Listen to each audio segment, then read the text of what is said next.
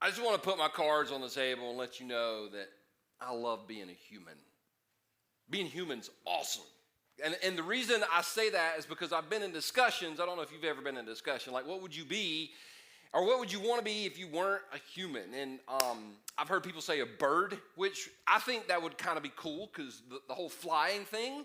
But then there's a lot of aspects of being a bird that just absolutely sucks. Like you get eaten by a cat, which that would be a horrible way to go. But like a bird would be cool. I was hanging out with a group one time, and a girl said, she said, I would love to be a tree. Now, she was probably smoking something that came from a tree, but I don't think there would be anything fun about being a tree. You're just there. But if you made me choose and said you can't be a human, you got to be something else, or you got to pick something, I would pick a dog. And the reason I would pick a dog, first of all, dogs have it made. They really do, especially inside dogs. Second of all, dogs get shown way more mercy than humans do. Would you agree? Yes or no? Yes. Like, for example, a couple years ago, I was in the Atlanta airport, and I was catching a connecting flight, which Atlanta, if you live in the South, if you go to heaven or hell, you got to go through Atlanta. That's just the way it is. So I'm in Atlanta, and there's two ladies behind me talking, and there's a little woman walking her dog, and it was like one of those miniature dogs. It's like one of the ones you could just step on, and it was so cute, and it was like prancing through the airport, and all of a sudden, the dog stops and just takes a slam right in the floor. And the women behind me went, oh, that's so cute. And I couldn't help it. I just turned around and looked at him. Like, I didn't say anything. And the girl, she was a good dog mom. She had the plastic bag. She gets down, she picks up the poop and walks away. And the women were like, oh, that was so precious. And I'm like, no, it's not. Because what if I had decided, if the dog can do it, so can I. And I had gone over and done the same thing that the dog did in the Atlanta airport. Okay, the dog gets called cute. I get arrested if I do that. A lot of mercy. Or let's just go here because this happens. Have you ever gone to somebody's house and they got a dog and you're brand new and you go in and as soon as you get in, the dog just goes in on your leg? Like it's, you know what I'm talking about? Everybody with me? Don't act embarrassed because, the dog is like, this is the best leg. Okay? You kind of laugh that off. You're like, it's always embarrassing because you're like, does my leg look that good? And that's awkward. But let's say you came to my house. You came into my door, and I just went in on your leg. None of y'all would go, well, it's just Pastor P. He's got some issues. Nobody would think that. There would be no mercy for me. There's all kinds of mercy for dogs in situations like that, but not human beings. I don't have a problem showing mercy to a dog if it messes around, or I don't have a problem showing mercy to other people. And most of us, not all, but most of us don't have a problem showing mercy to other people either. But the verse where I can honestly say, I'm not there yet, I was reading through the Psalms recently, and I came upon this one phrase in Psalm 86, written by a guy named David, who wrote most of the Psalms. And this is what he wrote. This is what he wrote, Psalm 86:13. For great is thy mercy towards me. I'm not there yet. I'm great with his mercy toward you. I'm great with his mercy toward other people. But me personally, and I'm guessing a lot of people watching today are not there yet when it comes to God being merciful to the person we saw in the mirror this morning. Because it's hard to show mercy when you see the mess. And a lot of times when we look in the mirror, we don't see mercy. We see the mess. So how can we get to the place where we understand God's mercy isn't just for some people? God's mercy is for all people, including you. No matter who you are, no matter what you've done, God's mercy is great. And by the way, if David could write this, talk about a messed up guy. If David could write this, and it was true for him, then it's true for us today. But how do we get there? How do we get there? Once again, it's hard to show mercy when we can see the mess. It's hard to show mercy when we can see the mess. So I want to go on a journey today through Scripture. And this kind of a sermon, I don't normally get to preach these kinds of sermons because if you're brand new to church and brand new to the Bible, you're going to love this. And if you've been in church for 20 years and you're like a little bit of a Bible geek, you're going to love this too, because I'm going to teach on some stuff today that I've never seen, some connections I never made that absolutely blowed my mind. Blowed my mind. I'm a hook it on phonics, all right? It blew my mind, but it really does highlight the mercy of God. It starts out with a guy named Jacob who lives in what is modern-day Israel. It was called Canaan. And there was a famine in the land of Egypt. There was a famine in the land of Canaan. And Jacob and his sons and his whole family wind up escaping from Canaan to Egypt. So they escaped from Canaan to Egypt. And when they got to Egypt, life was really good for them at first. Like, they began to, the Bible says, multiply in number. So that meant lots of multiplication in number. And so that everything is going great for them. But then all of a sudden, we see something happen. We see the plot shift a little bit when we're told in the book of Exodus that this happens. So the Egyptians, because the Egyptians began to get concerned about how the Israelites were multiplying in number. They were like, if they get too big, then one of these days they can turn on us. So the Egyptians made the Israelites their slaves. Let me just say this. I might come back to it later. I'm not sure yet. But Jacob and his sons escaped to Egypt, a place that eventually enslaved them. Don't miss this. Sometimes what you escape to is eventually going to be what you have to escape from. Sometimes what you escape to is eventually what you have to escape from. You escaped to the relationship to get away from mom and dad, but now you have to escape from the relationship because he is abusive. You escape to the habit. I know something about this. To get rid of the pain, but now you have to escape from the habit because it has enslaved you. Sometimes what you escape to will be what you have to escape from. Always be careful what you escape to. I'll just leave that. That's a whole nother message for a whole nother time.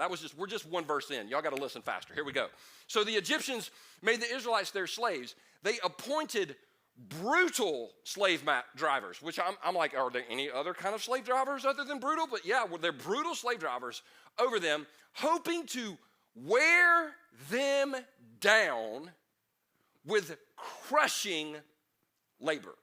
Now, when I was a children's pastor for like a minute one time in a church, I used to love to play the game, hey, when you grow up, what do you want to be? And, I want to be a fireman. I want to work in police. I want to be a cook.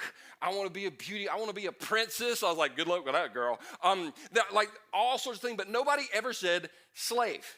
Nobody ever wakes up and says, today, I want to be a slave. Can you imagine this culture? Because there were no lawyers to stick up for these slaves. This was not a great environment. The beatings, the physical beatings they would endure, they were chained where they couldn't move. And can you imagine the words of the slave masters to the slaves? I got to be honest with y'all, and I'm sure many of you would agree. I would rather take a physical beating than a verbal beating any day of the week. Because you can get over a physical beating. That heals. But a verbal beating will stay with you for like, I don't know, what am I, 48 years. Like you remember that stuff. And so this is not an ideal situation. And not only were they enslaved like physically, they were enslaved religiously because the Egyptians were polytheistic, which meant they worshiped many gods, and all the gods that they worshiped were always pissed off at something. Like they were always sending a rainstorm or a hailstorm or whatever. And so this was they were enslaved politically, they were enslaved physically, they were enslaved religiously, and something had to happen. Well, as we find out later in the story, God sent a man named Moses, and he began the process. Don't miss this.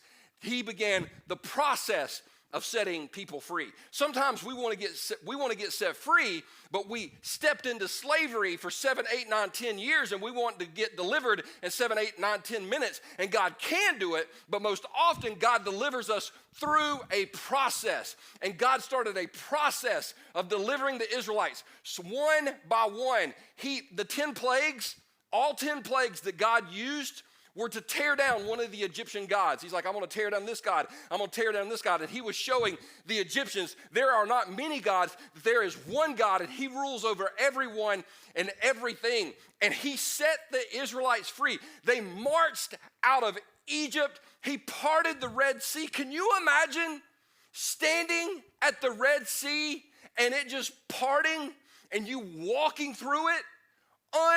Unbelievable stuff. And then they got on the other side of the Red Sea, and there was a celebration. You know, because when you get set free, there's always a celebration. Everybody is like cranking it, and they are having the best time in the world. But after the celebration comes a realization. We ain't got no food. That was awesome. The whole that Red Sea thing was great. But we ain't got no food. I don't know about y'all, but I miss a meal. I'm nervous. I'm angry. I'm not going to miss a meal. And many of you are the same way.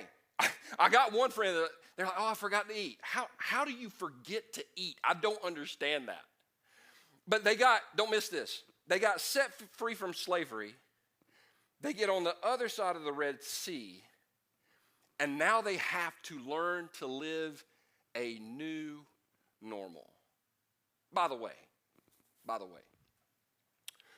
about 4 months ago, everything was normal in our world. But then this coronavirus thing came along, and now we're starting to get on the other side. I wonder if we'll keep going forward, or if we'll try to go back to what used to be normal.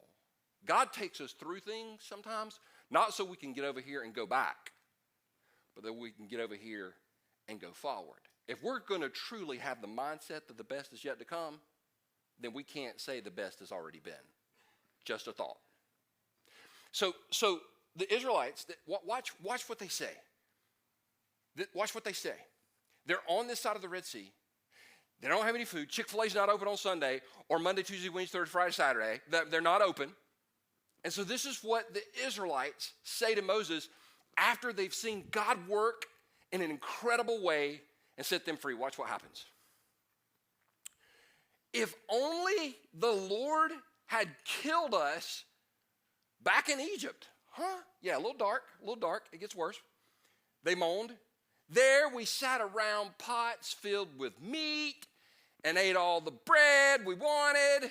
But now you have brought us into this wilderness to starve us all to death. In other words, they were like, they were saying, oh, it was so much better back in Egypt. We had pots of meat. We had food. And we had bread. And I just want to raise my hand and go, and whips.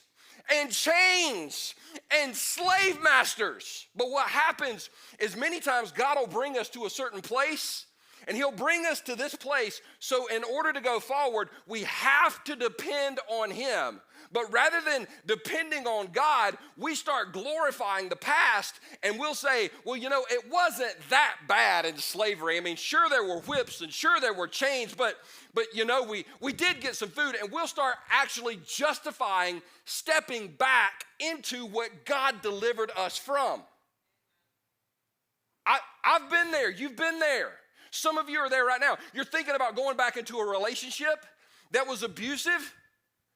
And you're like, well, this is the one that, he only beat me when he got drunk. Well, he's always drunk. That's the problem. I'm going to go back. I can quit anytime I want. Really? We'll justify things in order for us to go back. And we'll say, it wasn't, slavery wasn't that bad. When in fact, slavery's always bad. Now, I'm not mad at them because I've said the same thing. We've all done the same thing. But then it brings me to the subject. They were talking about bread. Now, I just got to be honest with y'all. I love bread. I think bread's awesome. I got some people out there watching right now. You're keto people, and I'm so thankful for you because you don't eat bread because that means there's more for me. You keto all you want. I'm all about. I like garlic bread. I like pretzel bread with butter on it. I like Krispy Kreme donuts. Those are bread. That's just sweet bread. I like cake. I like any type of. I'm in. I just love bread, which is why I find it fascinating. Fascinating what happens next in the story. This is what God tells Moses. Then the Lord said to Moses, look, I'm going to rain down food from heaven for you. Now, stop. That's never happened. That's never happened. That would be a miracle. In other words, God's saying, if you'll stay where I brought you to, you'll see a miracle. If you go back into slavery, you're not going to see what I'm capable of. God, once again, brought them to this place so they had to learn how to depend on him to move forward. And God said, I'm going to rain down food. This is like that movie Cloudy with a Chance of Meatballs, but it's really happening, right? Every day, the people can go out and pick up as much food as they need for that day. That phrase is fascinating. God said, every single day, I'm going to rain down food for you to have. Now, let me ask you a question. Why would God do this? Was it because they had great faith? God said, I've got to reward their faithfulness. No, they didn't have any faith at all. In fact, they wanted to go back into slavery. They had no faith that the God that brought them across the Red Sea could sustain them in their new normal. Did God bless them because they were such good people? No. Within 10 chapters of this, they are worshiping a golden calf. We pick stupid things to worship, don't we? What do you want to worship? A cow. Yes, let's worship a cow. They were worshiping a calf. Moses had gone up on the mountain to get the 10 commandments from God. Aaron, Moses' brother, was down, and all the Israelites came to Aaron and said, make us some gods. So Aaron made them a golden calf, and they worshiped, and Moses came down from the mountain, looked around, and was like, you done messed up, Aaron. And then he had to take care of business. That's not in the Bible. That's like Key and Peele, if you know who that. Anyway, so God said, I'm going to rain down food. If you will stay where I've got you, I'm going to rain down food for you every single day. Not because you were good and not because you had faith. I'm going to rain down food on you because of my mercy. And you're going to be reminded, don't miss this, don't miss this, don't miss this. You're going to be reminded of my food each day when you go out, which would be in the morning. And then he said this, just to kind of put an exclamation point on it. And in the morning, you will have all the bread you want. So for those of you who are on keto, you're not following God. I'm just kidding. I'm just messing with you. I don't need any hate mail this week. It's a holiday week, all right? In the morning, you'll have all the, God said every morning, don't miss this, every morning, you're going to go out and there's going to be bread. And the bread, every morning, is a reminder of my mercy.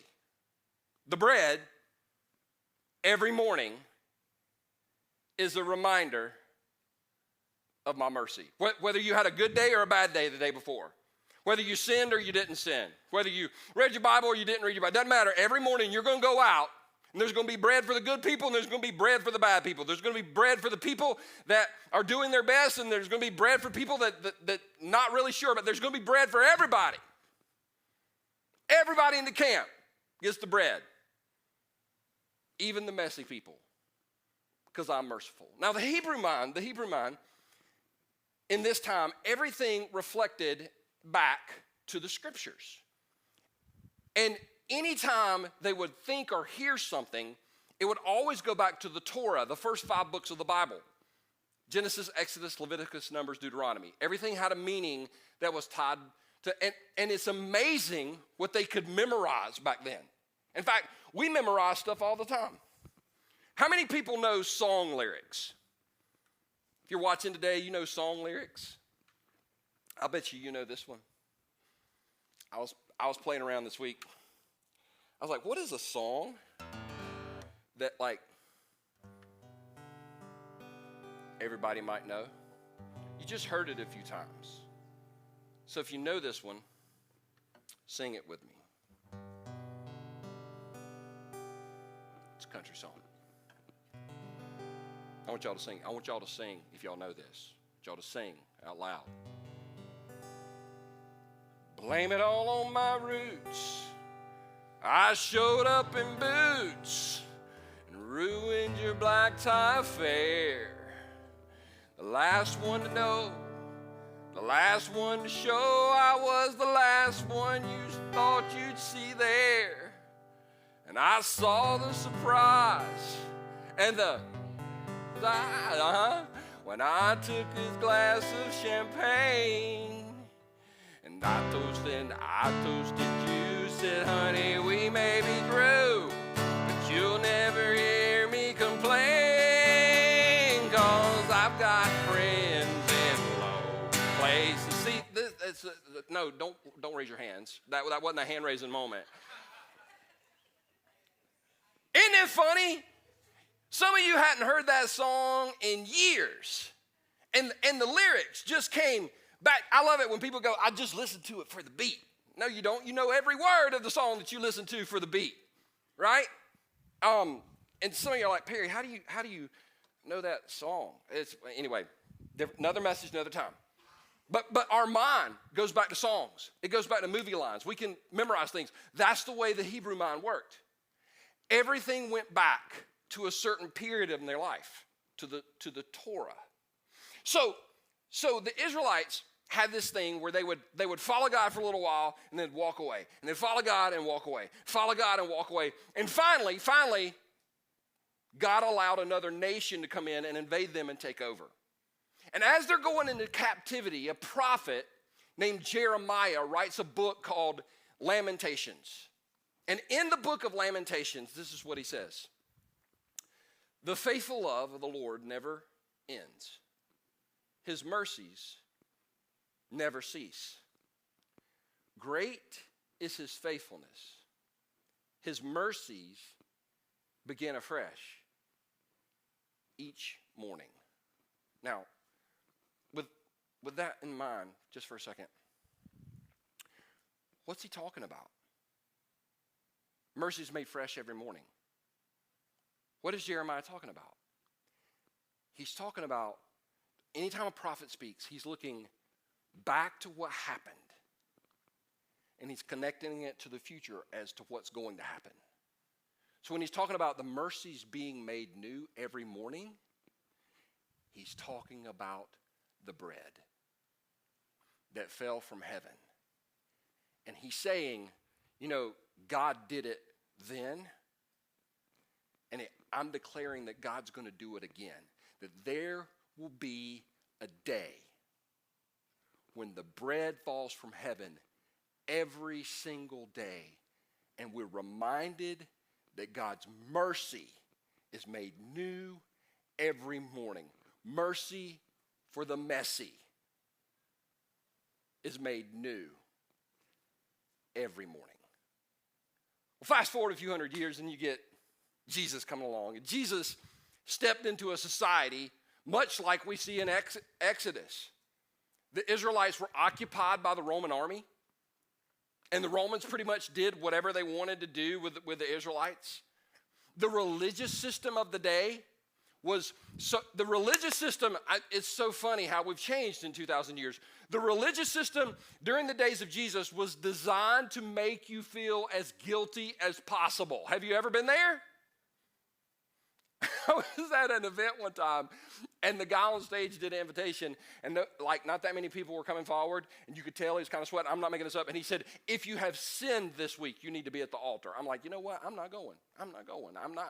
And people just started flooding. It was designed to make people feel guilty and feel guilty and feel guilty.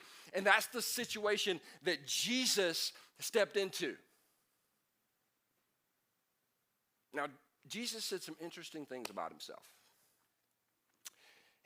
In fact, in the Gospel of John, he had 7 I am statements. Like he said, I'm the light of the world, I'm the good shepherd, I'm the gate, I'm the resurrection and life, I'm the way, the truth, and life, I'm the vine, you're the branches, all that stuff. But the very first thing that Jesus ever said, now hold on for a second. God in the book of Exodus showed his mercy by what raining down? The bread. And in Lamentations, Jeremiah wrote, his mercies are made new every morning, meaning the bread fell, and one day the bread will fall again. And the very first thing that Jesus ever said about himself was, I am the living bread that came down from heaven. When he said it, the Hebrew mind would have thought of Lamentations, the mercies are made new every morning. Jesus said, I'm not some stale bread that you got to go out and it'll go bad throughout the day. I am the living bread. In other words, Jesus said, I am the mercy that you need. And by the way, I'll be there every morning and I'll be enough for that day. If the bread fell in the Old Testament for good people and bad people and messy people, then Jesus said, I'm here for good people and bad people and messy people. In fact, that if you're feeling messy today, this right here is a reminder that the mercy of God is so real. Now, personally, I wish that we could be reminded by bread falling from heaven. I wish we could go out and just open our front door and there's some bread from heaven and we're reminded of God's mercy. But it's hard in the society that we live in, that's super critical, that some of us have people in our lives that are always speaking down to us, or somebody has somebody online that are always speaking down to you, and you feel kind of beaten up, and you're like, man, I wish I had some bread to remind me of the mercy, because we live in a world that reminds us of how bad we've been. God wants us to know how great his mercy is. I feel like there's somebody watching right now that this past week, you've been so hard on yourself because of decisions that you've made. I understand. And you say, Perry, I wish there was a tangible reminder of God's mercy. I want you to know that there is. About 2.5 years ago, I was in a bad place. I'd messed up. Lots of people were very willing to let me know how messed up I really was. I got tagged. I got labeled. And I remember after reading Lamentations one morning, his mercies are made new every morning, I was riding down the road going, yeah, God, it'd be nice to get a reminder. It's super early in the morning. And I was in my truck, and I looked up, and I saw this. The sunrise. And right when I saw that sunrise, I was reminded his mercies are made new every single morning. So if you're wondering today if God's mercy is enough to cover you, just ask yourself the question, did the sun come up? Because every time the sun rises now, ever since that morning, every time I see a sunrise, I think his mercies are made new every morning. Even when I'm messy, his mercy falls. Even when I'm good, his mercy falls, and when I'm bad, his mercy falls. His mercy is enough for today. And it doesn't matter what has happened in the past, his mercy will cover us in the future. No matter how messy we are, his mercy is enough. Which is why we sang the song, God, may I never lose the wonder of your mercy. God, may I never lose sight of the fact that you were merciful to me even when I didn't deserve it. So Father, right now, I pray for the person, I pray for those of us, God, that wrestle with the past. God, I pray for the person today that is thinking about going back into slavery, and in doing so, they miss your mercy. They'll miss your mercy if they step back, God. I pray that you would fill them with the strength and the courage. You would let them know that you didn't bring them to this place in life to watch them fail, that you want greater things for them, God, that you have a greater plan, that you're going to rain down bread from heaven in ways they've never seen. God, that your mercy is enough. Your mercy is enough. No matter how messy we are, your mercy is enough. And may we never lose the wonder of your mercy, Jesus. May we never lose the wonder of your mercy.